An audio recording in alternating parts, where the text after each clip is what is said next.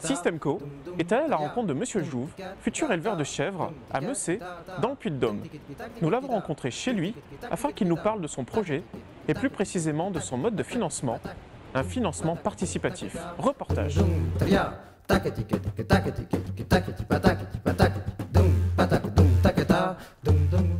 Monsieur Jouve, bonjour. Bonjour. Merci de nous accueillir dans votre ferme. Vous avez été informaticien pendant 25 ans au sein d'un groupe bancaire dans la région parisienne. Il y a un an, vous débarquez en Auvergne, ici, à Messé, en famille. Qu'est-ce qui vous a décidé de changer de vie à 50 ans? Plusieurs choses. D'abord, on avait acheté cette maison il y a une dizaine d'années, ici à Messé. On avait longtemps cherché dans le Puy-de-Dôme un petit lieu où on puisse acheter une maison qui nous servirait potentiellement de résidence secondaire.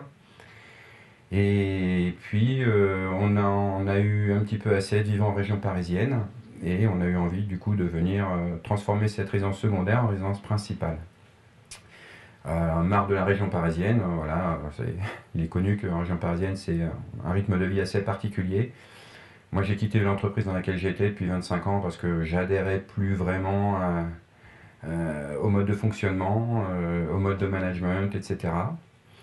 Et voilà, je me suis dit, ben, c'est l'occasion aussi pour les enfants de les voir grandir dans un autre environnement et puis potentiellement de s'épanouir ici aussi, pour eux, pour nous tous. Donc vous installez dans la région pour une nouvelle vie, de nouveaux repères et un nouveau cadre, et vous suivez une formation, découverte des métiers agricoles. Et comment est née l'idée d'élever des chèvres de la race Massif Central? Alors, cette petite formation de découverte des métiers agricoles, elle a été proposée par Pôle emploi. Et le but non avoué au départ, on va dire, c'est surtout de trouver des gens qui seraient intéressés par faire du service de remplacement ou du salariat en élevage bovin, puisqu'on est dans une région, les Combrailles, essentiellement d'élevage bovin. Et moi j'ai quand même joué le jeu, je suis allé suivre cette petite formation et là j'ai découvert le monde agricole. Et je l'ai même touché du doigt, j'ai envie de dire, parce qu'on a visité différentes exploitations de tout type. Il y avait de la volaille, il y avait de la vache, il y avait de la chèvre. Et là, la chèvre, c'est vrai que ça m'a un petit peu titillé, parce que j'ai trouvé cet animal très intéressant, malin et très attachant aussi. Alors, cette formation proposait 2 semaines de formation théorique, avec les visites des exploitations dont je vous ai parlé, et également 2 semaines de pratique. Et j'ai fait le choix d'exercer mes 2 semaines de pratique dans un élevage caprin qui se situe à Saint-Pierre-Colamine, près de Superbès. J'ai un éleveur très très très sympathique qui m'a accueilli et qui m'a un peu mis le pied à l'étrier. Et du coup, vous avez décidé d'implanter ces chèvres au sein de votre exploitation actuelle. Et afin de financer ce projet d'installation, vous avez entrepris de vous orienter vers le financement participatif. Pourquoi ce choix? Parce que s'installer en agricole, c'est pas évident, ça peut revenir à très cher. Quand on n'est pas issu du monde agricole, eh bien, on n'hérite pas de parcelles de pâture ni de bâtiments, donc il faut vraiment partir de zéro. Les bâtiments, on les avait, puisque quand on avait acheté la maison, il y avait une grange sur la parcelle. Et donc il a fallu réunir des fonds pour investir, que ce soit sur l'aménagement de cet ancien bâtiment agricole qui n'est pas du tout aux normes si je veux y faire un atelier de transformation fromagère. Et c'est pas que j'aime pas les banquiers, c'est un métier que je respecte, mais si je pouvais éviter d'y laisser trop d'argent, on va dire, voilà, alors l'occasion c'était de trouver un autre mode de financement. Et l'autre mode de financement c'était quelque chose de très en vogue, donc les plateformes de financement participatif, telle la plateforme Mimosa justement, qui est très orientée pour les projets agricoles notamment. Et oui, du coup, il a été financé avec succès, ce projet, oui, grâce à 129 contributeurs. Mais les gens qui vous ont soutenu dans ce projet et qui vous soutiennent encore sont des proches, des anonymes? Eh bien, il y a un peu de tout. Voilà, il y a le système des 3 cercles. Donc, le premier cercle qui, en fait, sont mes connaissances directes.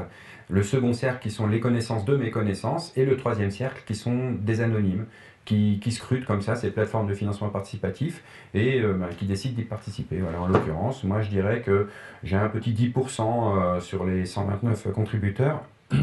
Oui, un petit 10% d'anonymes qui ont contribué à mon projet. Et est-ce que vous avez entrepris avec eux un système d'échange. Il y a une contribution particulière que vous avez mis en place avec eux? Tout à fait, c'est le mode de fonctionnement de Mimosa, c'est-à-dire qu'on demande de l'aide et des financements de la part de contributeurs, et la contrepartie, c'est de leur offrir quelque chose en échange. Alors pour la petite histoire, moi j'étais parti sur l'idée de donner toutes les contributions identiques à tout le monde, quel que soit le montant de la contrepartie, enfin de la contribution des gens, je veux dire. Et voilà, Mimosa a recadré la chose, parce que c'est pas comme ça que ça fonctionne, il faut vraiment que ça aille crescendo, donc une petite somme, une petite contrepartie, et une somme plus importante, une contrepartie plus importante. D'accord. Et du coup, ça vous permet déjà d'avoir validé une étape, j'imagine, dans votre projet. Ah oui, oui. Et quelles en sont les prochaines alors, du coup? Voilà, le financement, c'était réellement un frein à ce projet, à la mise en route de ce projet. Donc maintenant qu'on a passé le cap avec succès pour la récolte sur cette plateforme de financement, et bien maintenant, les prochaines étapes, ça va être de rencontrer le banquier avec tout un tas de devis sous le bras et ce beau chèque de Mimosa également sous le bras et de négocier au mieux le reste de la somme qui reste à emprunter pour finaliser voilà, le financement complet. Eh bien, merci Monsieur Jouve de nous avoir reçus et de nous avoir parlé de votre histoire. Toute l'équipe de Systemco se joint à moi pour vous souhaiter une bonne continuation dans votre projet et nous n'hésiterons pas dans les prochains mois ou les prochaines années à faire une petite interview à nouveau pour savoir ce que vous êtes devenu. Avec grand plaisir et puis merci à vous en tout cas, merci beaucoup.